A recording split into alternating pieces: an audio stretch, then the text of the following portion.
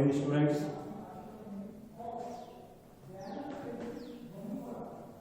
Good morning students.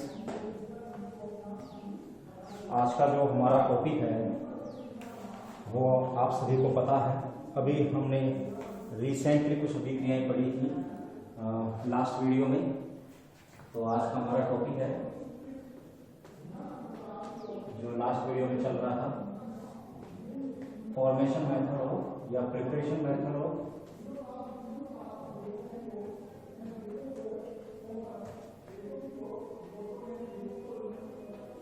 Preparation methods of alpha amino acids.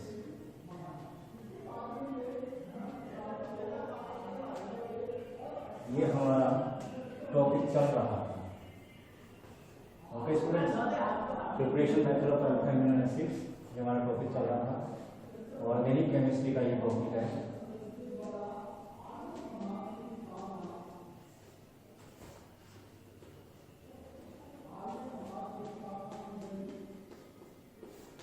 Okay, देखते हैं।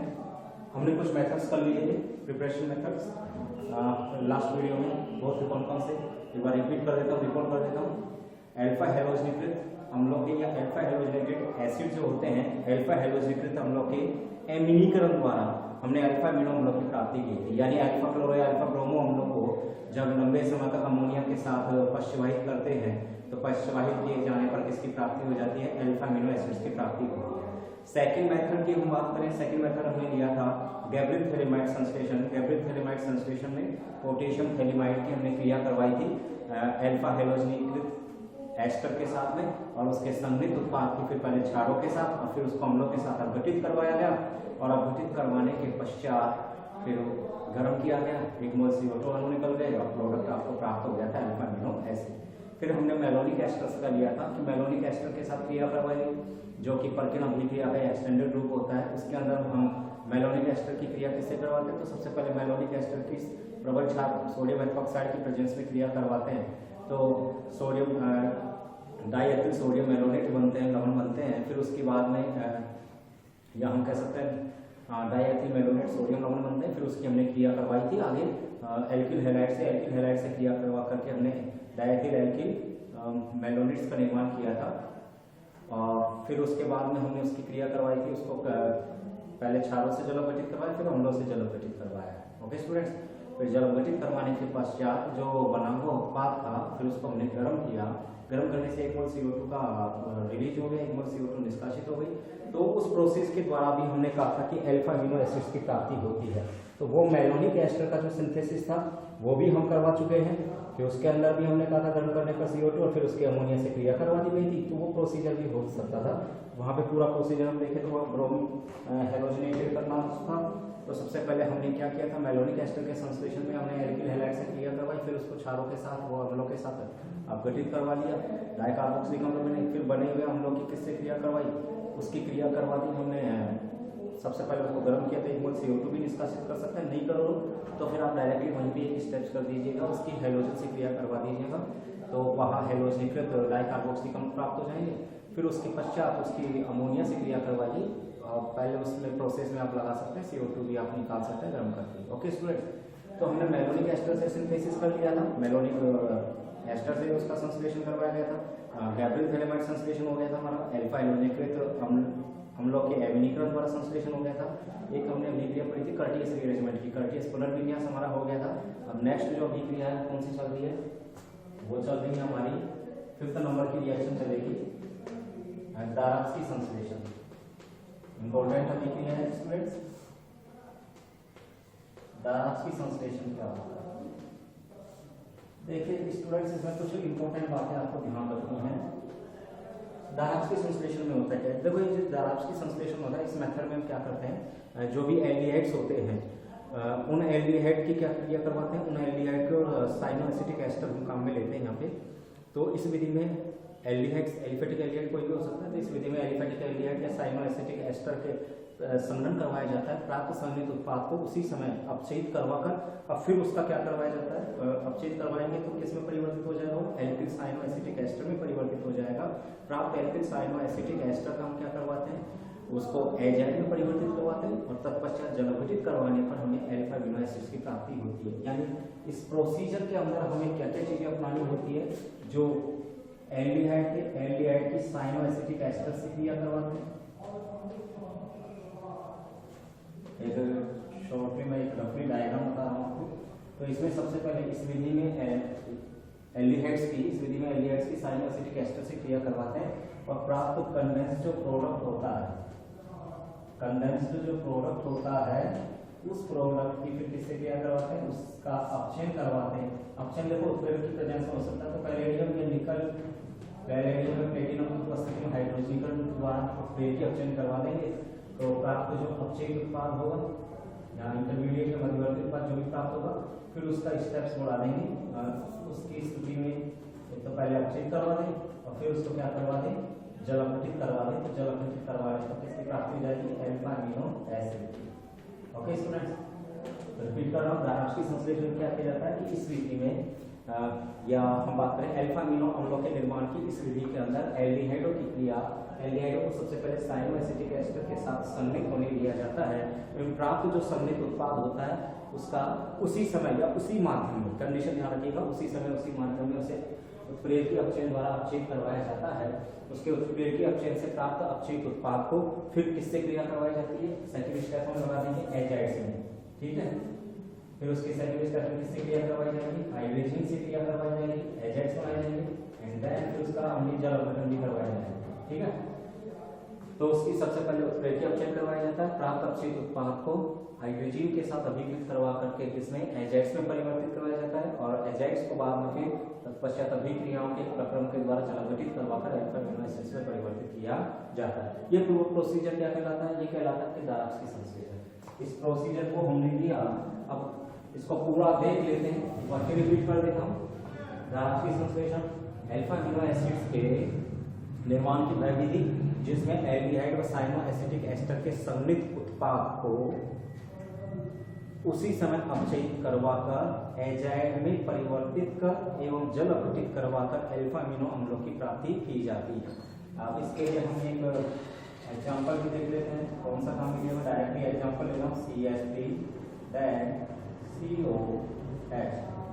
मैंने कौन सा काम में लिया है, मैंने एसिटाइलिहाइड को काम में लिया है और इस एसिटाइलिहाइड की क्रिया किससे करवाई, साइनो एसिटिक एस्टर से, H2C Cl COO C2H5।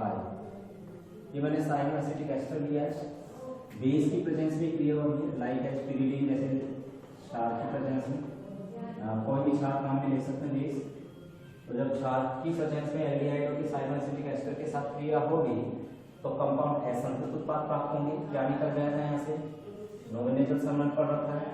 तो वहाँ देखते हैं कि जब बेस की उपस्थिति में, प्रबल क्षार की उपस्थिति में या कार्बनिक क्षारों की उपस्थिति में जब कार्बोनिक कंपाउंड एल्डिहाइड कीटोन की साइनो एसिटिक एस्टर से क्रिया करवाएंगे तो संघनित उत्पाद क्या बनते हैं, असंतृप्त यौगिक प्राप्त होते हैं। H2 निकल गया और निष्कासित जो H2O था इसके बाद प्राप्त क्या हुआ, CH3 सिंगल बॉन्ड CH, यहाँ क्या है double bond C, CH COO C2H5, एक असंतृप्त उत्पाद प्राप्त हुआ। अब इसका क्या करवा देते हैं, मैं बता रहा था, इसका करवा देते हैं अपचयन।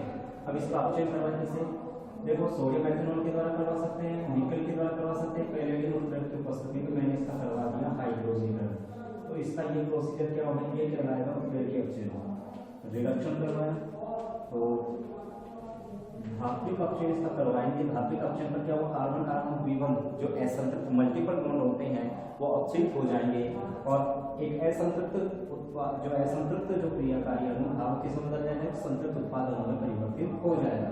यानी कार्बन केवल द्विबंध का क्या होता है, अपचयन होता है। तो जब इसका अपचयन करवाते हैं धात्विक, तो पैलेडियम निकल या प्लेटिनम की उपस्थिति में जब इसका हाइड्रोजनीकरण करवाते हैं तो कार्बन कार्बन द्विबंध अपचयित होकर के क्या बना, किसमें परिवर्तित हो जाता है, वो संतृप्त हाइड्रोकार्बन में परिवर्तित हो जाता है। तो क्या आ जाएगा यहाँ CH3 CH, अब यहाँ एक H यहाँ आ गया तो क्या कंडीशन हो गई, ये कन्वर्ट हो जाएगा CH3 CH2, यहाँ पे भी ध्यान रखना एक H यहाँ एक H यहाँ, तो CH Cl COO C2H5।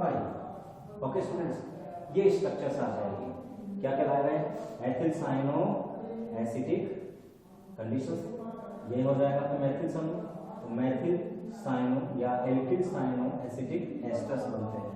तो एल्किल साइनो एसिटिक एस्टर जब प्राप्त हो गए, यहाँ तक हमने करवा लिया है। अब प्राप्त उत्पाद की किससे क्रिया करवाएंगे, इसकी हाइड्रोजन से क्रिया करवा सकते हैं। किससे क्रिया करवाएंगे, हाइड्रोजन से, H2N NH2 या N2H2। जब इसकी हाइड्रोजन से क्रिया करवाते हैं तो मैं आपको पहले बता चुका हूँ क्या निकलेगा, यहाँ पे C2H5OH, एथेनॉल यहाँ से प्रस्तुत हो जाएगा, यहाँ पे H गया, यहाँ से क्या गया C2H5O, उससे एथेनॉल अलग हो गया, कंपाउंड यहाँ बना, देखते हैं CH3 CH2 CH CN और यहाँ आ गया आपके CO NH NH2। फिर इसकी क्रिया किससे करवाएंगे,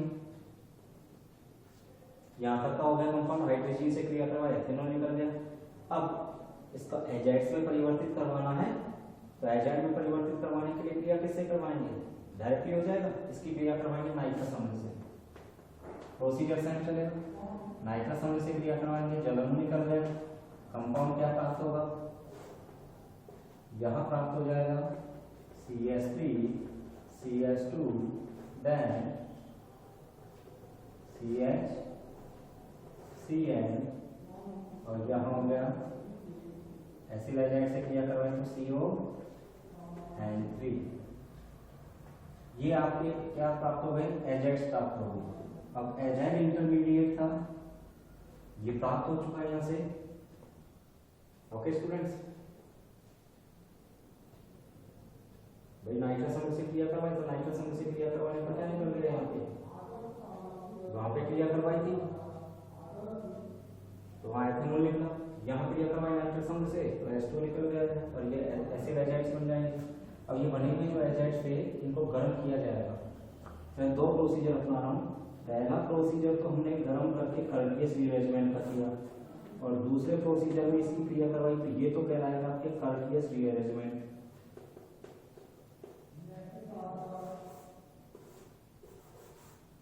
ये तो करवाया कर्टियस रीअरेंजमेंट और दूसरा प्रोसीजर मैंने इसकी क्रिया करवाई किससे, एथेनॉल से। तो कर्टियस पुनर्विन्यास और एथेनॉल के साथ डायरेक्टली क्रिया करवाई, तो पहले तो कन्वर्ट हो जाएगा किसमें, मैं डायरेक्टली उत्पाद बना रहा हूँ, वैसे दो स्टेप्स को मैंने एक में ले लिया है। तो कर्टियस रीअरेंजमेंट भी करवाया गर्म करने पर और साथ में एथेनॉल से क्रिया, कंपाउंड क्या प्राप्त हुआ, CH3 CH2 CH CN और ये हो जाएगा आपके NH CO2H5। अब इसको हमने करवाया तनु अम्लों की उपस्थिति में जल गठित करवा दिया, डाइल्यूट HCl की उपस्थिति में इसका जल गठन करवा देंगे, तो क्या हो जाएगा, साइनाइडों के जल गठन पर, पूर्ण जल गठन पर प्राप्ति किसकी हो जाएगी, अम्ल की, और यहाँ भी जल गठित होगा तो ये भी एसिड्स में परिवर्तित हो जाएगा। ओके स्टूडेंट्स, तो क्या प्राप्त हुआ, CH3 CH2 CH COH और यहाँ आ गया NH COOH। फिर इसको हमने कर दिया गर्म, गर्म करने पर एक अणु CO2 का लॉस हो जाएगा यहाँ से,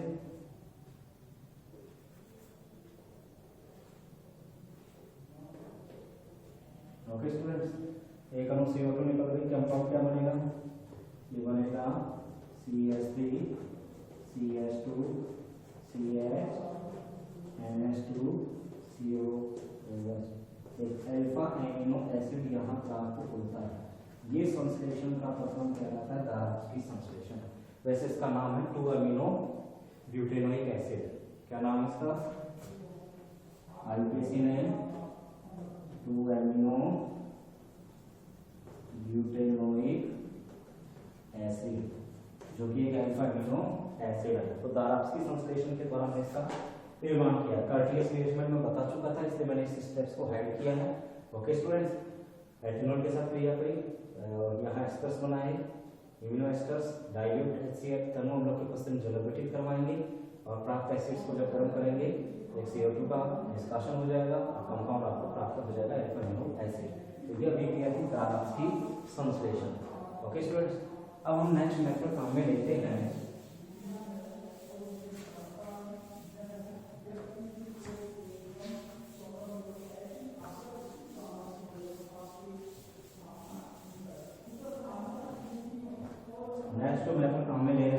ये था दाराव्स्की संश्लेषण। अब दाराव्स्की संश्लेषण के पश्चात हम लेते हैं कूप संश्लेषण। 6th मेथड हमारा ये भी इंपॉर्टेंट है, कूप संश्लेषण।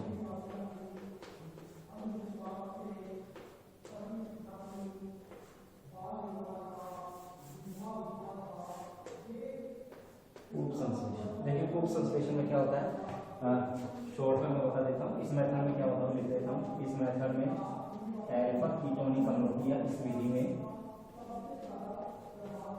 अल्फा कीटोनिक अम्लों की, अल्फा कीटो अम्लों की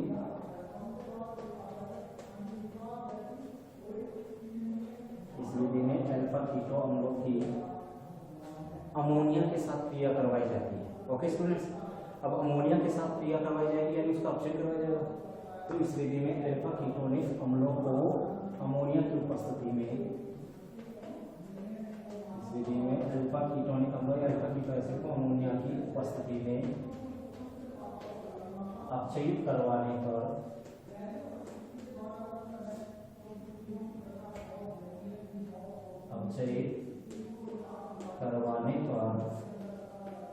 इसकी प्राप्ति होती है, अल्फा एमिनो एसिड की प्राप्ति होती है। अल्फा एमिनो एसिड की प्राप्ति इस विधि में क्या करते हैं, तो इस विधि में अल्फा कीटो एसिड्स को अमोनिया की उपस्थिति में अपचित करवाने पर अल्फा अमीनो एसिड्स की प्राप्ति होती है। अब किस प्रकार से उन्हें देखते हैं, ये कीटो एसिड्स देते हैं, देखिएगा RCOCOH, ये अल्फा कीटो एसिड है। जब इस अल्फा कीटो एसिड को अमोनिया के साथ अभिकृत करवा रहे हैं, अमोनिया के साथ अभिकृत करवाने पर क्या कंडीशंस होगी, तो अमोनिया के साथ जब इसको अभिकृत करवाया जाएगा तो इसमें पहले इम्यूनो एसिड्स बनते हैं मध्यवर्ती के रूप में।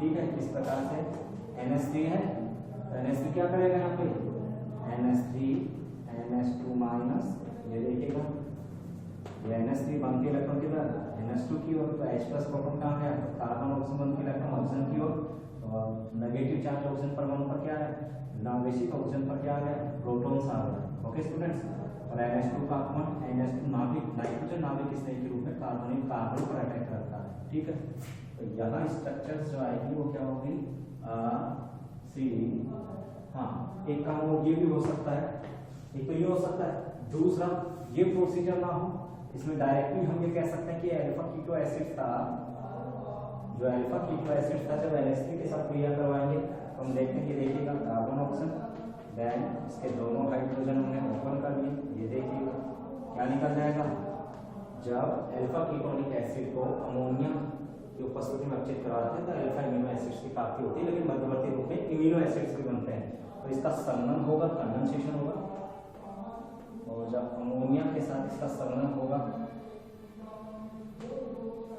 क्या निकलेगा, एक जल अणु निष्कासित हो जाएगा, और यहाँ क्या जाएगा, कार्बन द्विआगम NH सिंगल बॉन्ड COOH, ये कहलाता है इम्यूनो एसिड्स। तो यहाँ इम्यूनो एसिड इंटरमीडिएट्स बनते हैं। ठीक है, अब बना हुआ जो इम्यूनो एसिड इंटरमीडिएट है, अब इसको धातु उत्प्रेरकों की उपस्थिति में जब अपचित करवाते हैं, पैलेडीकृत,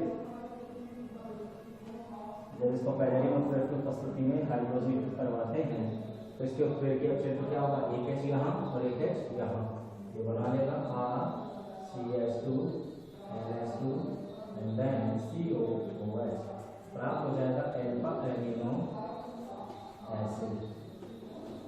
ओके स्टूडेंट्स, तो अल्फा एमिनो एसिड्स की प्राप्ति हो जाएगी। ठीक, एग्जांपल में ले सकते हैं, जैसे और कौन सा एग्जांपल लिया, तो हम यहाँ इंडिकेट कर सकते हैं एग्जांपल के रूप में। हमने लिया जैसे कीटोनिक एसिड लिया हमने CH3COCOOH, alpha keto propionic acid से हो गया बायोनिक एसिड, इसकी अमोनिया से क्रिया करवाई तो संगम उत्पाद बनेगा। सबसे पहले जल अणु निकला, कंपाउंड क्या बनेगा, इंटरमीडिएट क्या बना CH3CNH2OH, और फिर बनेगी उत्पाद की किससे, मध्यवर्ती उत्पाद की क्रिया वही सोडियम एथेनॉल के द्वारा या या पैलेडियम धातु की उपस्थिति में जब इसको हाइड्रोजनीकृत करवाएंगे, अपचयित करवाएंगे, कंपाउंड क्या प्राप्त हुआ CH3, द्विबंध का अपचयन होगा, एक H तो CH3CH NH2CO प्राप्त हो गया अल्फा अमीनो प्रोपियोनिक एसिड या alanine neutral amino acid. Okay students, ये हो गया आपके उप संश्लेषण। उम्मीद करता हूँ समझ में आ गया होगा। उप संश्लेषण में मैंने बताया इस विधि में अल्फा कीटोनिक अम्लों को अमोनिया की उपस्थिति में अपचित करवाने पर अल्फा अमीनो अम्ल प्राप्त होते हैं। अपचयन की जो क्रिया है वो सोडियम एथेनॉल या धात्विक उत्प्रेरक अपचयन यहाँ संपन्न करवाया जाता है। ठीक है, तो ये आपको मेथड कितने हो गए, राष्ट्रीय संश्लेषण, फिर मैंने बताया उप संश्लेषण, और फिर हम इसके बाद में लेते हैं स्टेटर सिंथेसिस।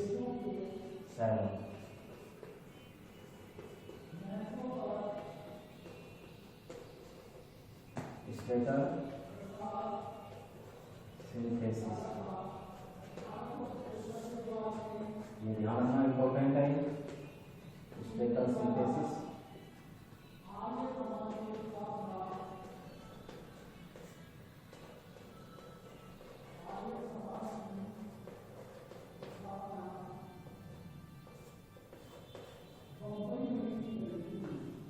देखिए स्टूडेंट्स, अब ये स्टेटर सिंथेसिस क्या है, स्टेटर सिंथेसिस के लिए हम काम में लेते हैं। देखो ये जो स्टेटर सिंथेसिस था ये भी एक इम्पोर्टेंट रिएक्शन है, अल्फा अमीनो अम्लों का निर्माण की एक महत्वपूर्ण विधि है। इस स्टेटर सिंथेसिस में होता क्या है, कोई भी कार्बोनिक कंपाउंड चाहे वो एल्डिहाइड हो चाहे वो कीटोन्स हो, तो एल्डिहाइड और कीटोनों को सबसे पहले उनके साइनोहाइड्रिन बनाए जाते हैं, यानी उनकी HCN से क्रिया करवाई जाती है। एक्चुअली में मेथड्स के रूप में हम बात करें कि इसमें HCl का फॉर्मेशन कैसे होगा, तो इसके दो अलग अलग प्रोसीजर है, मैं दोनों प्रोसीजर बता देता हूँ, जो आपको अच्छा लगेगा आप उसके हिसाब से करिएगा। ओके, देखो एक्चुअली में तो अभी भी हम क्या कह सकते हैं कि स्टेटर सिंथेसिस में हम ये कहेंगे भाई इस विधि के अंदर कार्बोनिक कंपाउंड एल्डिहाइड हो या कीटोन हो, उसकी अमोनियम क्लोराइड और सोडियम साइनाइड के समरूप मिश्रण के साथ क्रिया करवाई जाती है। जब उसके समरूप मिश्रण के साथ क्रिया करवाएंगे, अमोनियम क्लोराइड और सोडियम साइनाइड के समरूप मिश्रण के साथ तो क्रिया करवाई जाती है, तो प्राप्त जो साइनोहाइड्रिन होते हैं उन प्राप्त साइनोहाइड्रिन को एमिनीकरण करवाते हैं, और एमिनीकरण करवाने के पश्चात जल अपघटित करवाए जाने पर अल्फा अमीनो एसिड्स की प्राप्ति होती है। ठीक है, रिपीट कर रहा हूँ, इस विधि में कार्बनिक कंपाउंड चाहे एल्डिहाइड हो चाहे कीटोन हो, उसकी किससे क्रिया करवाते हैं, अमोनियम क्लोराइड और सोडियम साइनाइड के मिश्रण के साथ क्रिया करवाई जाती है, एवं क्रिया में प्राप्त साइनोहाइड्रिन को पहले एमिनीकृत किया जाता है और उसके पश्चात जल अपघटित करवाने पर अल्फा अमीनो एसिड्स की प्राप्ति होती है। तो इस मेथड्स के अकॉर्डिंग तो हम ये देख रहे हैं कि जो कार्बनिक कंपाउंड होगा, जो भी कार्बनिक कंपाउंड हम काम में ले रहे हैं उसकी एक्चुअली में क्रिया किससे करवा रहे हैं, अमोनियम क्लोराइड और सोडियम साइनाइड के मिश्रण के साथ ये करवाना है, और इस मिश्रण के साथ क्रिया करवा करके बना हुआ जो साइनोहाइड्रिन हमें प्राप्त होंगे, साइनोहाइड्रिन की हम बात कर लेते हैं, यही तो प्राप्त हो रहा है, जो हमें साइनोहाइड्रिन प्राप्त होंगे, इस साइनोहाइड्रिन का पहले एमिनीकरण करवाएंगे, और एमिनीकरण का प्राप्त क्या होगा, यहाँ जाएगा NH2, यहाँ CH, एमिनीकरण करवा करके फिर इसका करवाएंगे जल अपघटन। जल अपघटन में जानते हैं साइनाइडों के पूर्ण जल अपघटन पर क्या बनते हैं, एसिड्स, तो ये हो जाएगा आपके अल्फा अमीनो एसिड, ये बनेगा ना। ये मैंने रफली डायग्राम आपको बताया, ये होगा। अब इस पूरी प्रक्रिया को समझाने के लिए हम काम में लेते हैं कि स्टेप्स, इस स्टेप्स को काम में लेने के लिए हम यूज करते हैं इसमें अमोनियम क्लोराइड, इस प्रोसीजर को मैं पहले बता देता हूँ। अमोनियम क्लोराइड और जो सोडियम साइनाइड का जो मिक्सचर है वो एक्चुअली में क्या करेगा, ये आपस में क्रिया करेंगे, यहाँ से क्या निकल गया NaCl और क्या बना NH4Cl एंड देन NaCl। अब ये NH4Cl का इसका आयनन हो जाएगा अमोनियम अमोनियम साइनाइड का आयन होगा, इससे क्या हो जाएगा, H प्लस अलग किया Cl माइनस के साथ, तो यहाँ बन गई अमोनिया एंड देन HCl। अब ये HCl ही अभिक्रिया में काम में आएगा। कार्बोनिक कंपाउंड जो भी लिए गए थे उस कार्बोनिक कंपाउंड की HCl से क्रिया होगी। जब HCl से क्रिया होगी तो क्या बनेगा, तो यहाँ बनेगा 1 के इलेक्ट्रॉन इधर गए, HCl में 1 के इलेक्ट्रॉन किधर, Cl की ओर। ओके स्टूडेंट्स, तो ये HCl में 1 के इलेक्ट्रॉन किधर गए, Cl की ओर। तो H प्लस कहाँ गया, ऑक्सीजन पर, Cl माइनस का अटैक कहाँ हो गया, कार्बोनिक कार्बन पर। तो कंपाउंड क्या बन गया, साइनोहाइड्रिन। अब बने हुए साइनोहाइड्रिन की किससे क्रिया करवाएंगे, अमोनिया से क्रिया करवाएंगे। अमोनिया से क्रिया पर क्या निकल जाएगा, H2 एमिनीकरण होगा, ठीक है। इसका H प्लस, इसका OH माइनस, 1 के इलेक्ट्रॉन किधर, OH की ओर। H प्लस इसने दिया, OH बिल्कुल रिलीज होगा वैसे तो, यहाँ से इनकी आपसी क्रिया से क्या निकल गया, जलन। और यहाँ क्या आ गया, NH2, तो ये तो हुआ 1 के इलेक्ट्रॉन किधर, NH2 की ओर, तो यहाँ से गया H प्लस, ये गया OH माइनस, H2 निकल गया और NH2 माइनस का अटैक कहाँ करेगा, कार्बन पर। तो इससे प्रोडक्ट बन गया ये वाला NH2 एंड देन Cl। अब इसका करवा दिया हमने जल अपघटन, अम्लीय जल अपघटन करवाएंगे तो कंपाउंड का क्या हो गया, NH2 and then COOH, alpha amino acid. ये क्रिया हुई थी। ओके, एग्जांपल भी हम ले लेते हैं इसको, इसी एग्जांपल्स के द्वारा, एक एग्जांपल के द्वारा देखते हैं पूरा प्रोसीजर। तो ये भी स्टेटस सिंथेसिस है, लेकिन क्रिया विधि यहाँ दर्शाई गई नहीं है, तो हम बात कर लेते हैं यहीं पे। हमने लिया COH, कोई एल्किल हैलाइड था, इसकी क्रिया किससे करवाई हमने, इसकी क्रिया करवाएंगे ना, किससे क्रिया करवाएंगे, HCl से। HCl से क्रिया करवाई, क्या बनेगा, ये बना लेगा COH CH Cl, साइनोहाइड्रिन बन गया। अब बने हुए साइनोहाइड्रिन मध्यवर्ती की किससे क्रिया करवाएंगे, इसका एमिनीकरण करवाएंगे। इसका एमिनीकरण करवाएंगे तो जलाणु निष्कासित होगा, और जलाणु निष्कासित होगा तो क्या बनेगा, CH NH2 Cl, alpha amino cyanides की प्राप्ति होगी। और फिर इसका करवा देंगे जल अपघटन, तो जल अपघटन पर क्या प्राप्त होगा, जल अपघटन पर प्राप्त होगा CH NH2 COOH, alpha amino acid. ये तरीका भी आपके लिए कि इसकी ये सिंथेसिस क्या कहलाता है, कि इस विधि के अंदर क्या करते हैं, इस विधि में कार्बोनिल एल्डिहाइड चाहिए तो उनकी अमोनियम क्लोराइड और सोडियम साइनाइड के मिश्रण के साथ क्रिया करवाई जाती है एवं प्राप्त उत्पाद साइनोहाइड्रिन को अमोनिया के साथ एमिनीकृत करवाने के पश्चात जल अपघटित करवाने पर अल्फा अमीनो एसिड प्राप्त होते हैं। ओके, अब इसको मैं दूसरे तरीके से भी आपको समझा, उम्मीद करता हूँ ये तरीका आपको पसंद आया होगा। सेकेंडरी स्टेप जो कि क्रियाविधि आपको पता होनी चाहिए, एक्चुअली में होता क्या है, क्योंकि हमने HCl के साथ क्रिया करवा दी।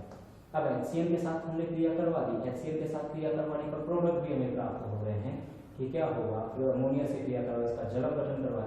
तो ये पूरे प्रोसीजर में एक्चुअली में होता क्या है वो हमें देखना।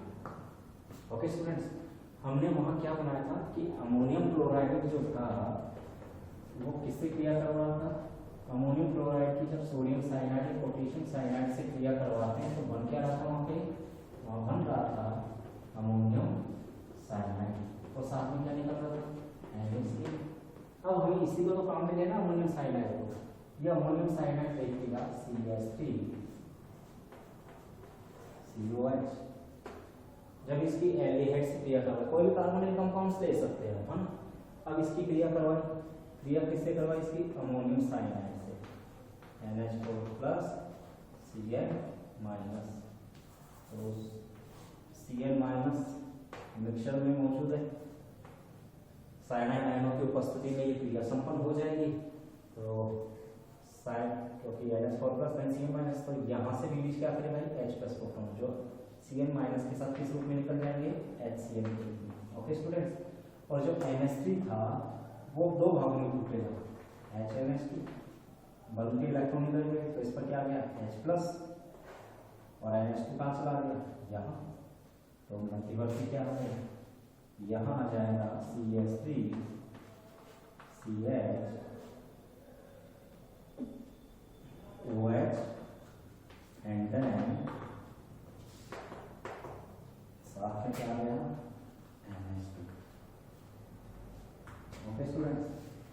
ये आ जाएगा आपके साइनो। यहाँ क्या कौन सा एक एमिनो एल्कोहल्स प्राप्त होगा, ध्यान रखिएगा कौन सा ये एमिनो एल्कोहल प्राप्त हो गया। अब ये हम बात करते हैं इसकी, अब अभी क्रिया में आगे क्या होगा, क्योंकि जो HCl निकला था वहां से H plus proton, Cn minus में HCl का वियोजन होगा H plus and Cn minus में वो H प्लस प्रोटॉन का सबसे पहले अटैक हुआ कहाँ, वो लोन पे इलेक्ट्रॉन एक्सेप्ट करता है, क्योंकि H को हम डायरेक्टली नहीं निकाल सकते, OH is a not going through, ठीक है ना। OH एक अच्छा उत्तम निष्कायी समूह नहीं है, OH is not a good leaving group and OH2 plus is a good leaving group. तो OH2 प्लस के रूप में OH कभी नहीं निकलेगा, जल अणु में OH डायरेक्टली नहीं निकलेगा, OH2 प्लस के रूप में इसे रिमूव करना है। तो H प्लस प्रोटॉन आ जाएगा, लॉन पे इलेक्ट्रॉन ग्रहण करता है, यदि लॉन पे इलेक्ट्रॉन ग्रहण करेगा तो क्या बनाएगा CH3CH, और यहाँ क्या आ जाएगा, चूंकि H प्लस प्रोटॉन एकाकी इलेक्ट्रॉन युग्मों को ग्रहण करता है, जिससे ऑक्सीजन परमाणु पर क्या आ गया, इलेक्ट्रॉन कमी का पॉजिटिव चार्ज। अब धनावेशित ऑक्सीजन परमाणु ऑक्सीजन पर पॉजिटिव चार्ज के आने से उसकी क्रियाशीलता में रिएक्टिविटी में वृद्धि हो जाती है, इसलिए कार्बन ऑक्सीजन बॉन्ड क्या हो जाएगा वीक, और कार्बन ऑक्सीजन बॉन्ड वीक होकर के क्या निकलेगा, कार्बन ऑक्सीजन बॉन्ड के वीक हो जाने से तुरंत क्या निकलेगा, यहाँ से रिलीज होगा, ठीक है, क्या निकलेगा यहाँ से, क्योंकि यहाँ पर क्या हो जाएगा, पहले प्रोटोनेटेड हुआ ये OH2 प्लस में OH2 प्लस की हम बात करते हैं धनावेशित ऑक्सीजन परमाणु की, यहाँ ना ऑक्सीजन पर पॉजिटिव चार्ज के आने से या धना इसके इलेक्ट्रॉन न्यून हो जाने से इसकी क्रियाशीलता में वृद्धि हो जाती है, कार्बन ऑक्सीजन बनते इलेक्ट्रॉनों को अपनी ओर माइग्रेट विस्थापित करवाता है, अपनी ओर अट्रैक्ट करता है, जिसकी वजह से यहाँ से क्या निकल जाता है OH2 प्लस ये good leaving group, OH2 plus यहाँ से निकल जाएगा, क्या बन जाएगा, पॉजिटिव चार्ज किस पे आ गया, कार्बन पर, तो ये आ जाएगा CH3CH कार्बन पर चार्ज क्या आ गया, पॉजिटिव। अब इस कार्बोकैटायन पर अटैक किसका होगा, अब इस पर अटैक होता है, क्योंकि HCl में से H प्लस को काम में आ गया, बचा क्या Cn माइनस, अब इस पर Cn माइनस नाभिक स्नेही का अटैक होगा, ये Cn माइनस नाभिक स्नेही इस कार्बोकैटायन पर अटैक करेगा, क्या बनाएगा, ये बनाता है CH3CH एंड देन CnNH2, ठीक है।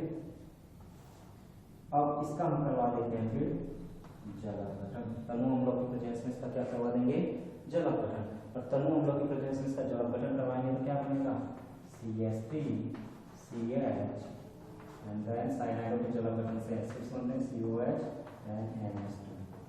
ये क्या कहलाएगा, कितने कार्बन की संख्या, 3 कार्बन की, दूसरे पर है तो 2 एमिनो प्रोपियोनिक अम्ल या अल्फा एमिनो प्रोपियोनिक एसिड या एलानिन यहाँ प्राप्त हो गया। ये मेथड था आपके स्टेटर संश्लेषण। उम्मीद करता हूँ कि वीडियो आपको पसंद आया होगा। तो आज 3 मेथड इस वीडियो में हमने किए हैं। एक तो हमने किया पहले दाराप्सकी संश्लेषण, फिर कूप संश्लेषण एंड देन स्टेकर सिंथेसिस।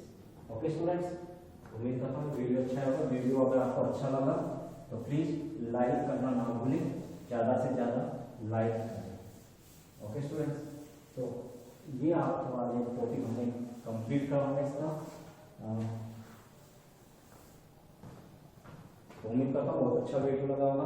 तो ये प्रिपरेशन मेथड भी चल ही रहे हैं। तो अब तक टोटल प्रिपरेशन मेथड कितने हो चुके हैं? हमने करवाया आपको कौन सा, अल्फा एनर्जीकृत अम्लों के एमिनीकरण से, फिर malonic ester synthesis, malonic ester संश्लेषण प्रोसेस, फिर तीसरा हमने ग्रेविक थैलेमाइड संश्लेषण करवाया, कर्टियस अभिक्रिया करवाई, दाराप्सकी संश्लेषण करवाया, कूप संश्लेषण करवाया, स्टेकर सिंथेसिस करवाया। अब आगे जो वीडियो आएंगे उनमें हम करवाएंगे आपको अर्लेनबर्ग एज़लेक्टन सिंथेसिस, बुकनर सिंथेसिस, हिडेन-टोइन बुकनर संश्लेषण।